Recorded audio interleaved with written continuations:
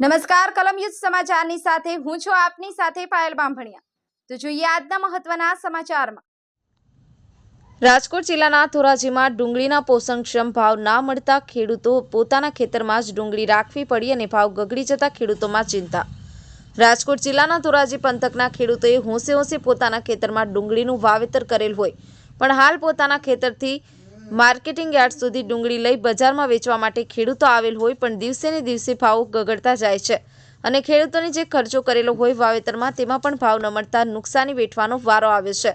ત્યારે ધોરાજીના ખેડૂતે પોતાના ખેતર જામકંડોળા રોડ ઉપર આવેલ ખેતરમાં જ ડુંગળી રાખી અને જ્યારે ભાવ વધે અને સારા ભાવ આવે ત્યારે જ ડુંગળી વેચવા માટે કાઢવી એમ જણાવેલ।